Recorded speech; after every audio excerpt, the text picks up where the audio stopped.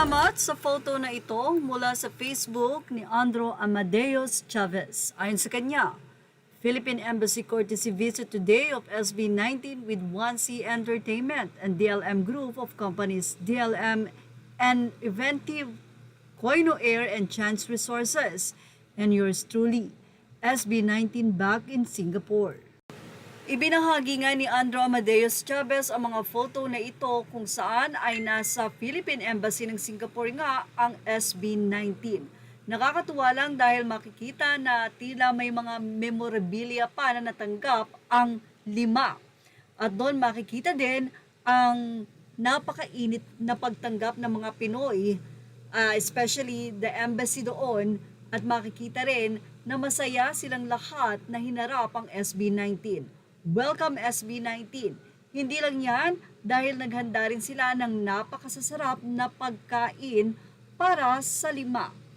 Makikita ang napakasasarap at very special na inihanda ng Singapore Embassy or Philippine Embassy sa Singapore para nga po sa pag-welcome nila sa pagbabalik ng SB19 para sa kanilang concert na malapit na ngang mapanood doon. Very special ang mga food at mukhang talagang ginawa sa pagmamahal.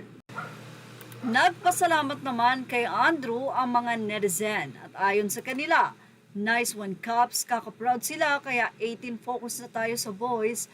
We are way beyond na sa anumang bagay sa tabi-tabi. If you know what I mean, eto tayo kaka-proud mga to, grabe. Let's focus on lifting each other up tulad ng ginagawa ng Mahalima. Can't wait sa pasabog sa SG.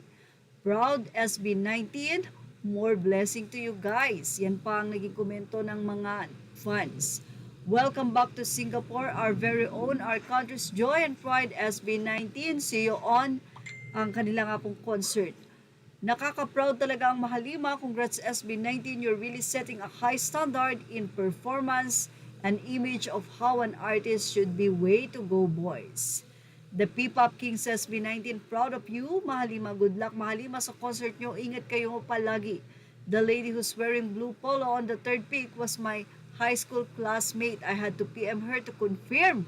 Say pa ng isang netizen. Nakita niya pa yon. Just so proud of these boys. They really represent PH very well. Wala silang issues. Ang ganda ng image sa fans. And with high respect pa sa mga legendary artists, napakabuti ng mga puso. Well, for sure yan po ang nagagawa na ang nakapaligid sa kanila ay ang kanilang pamilya.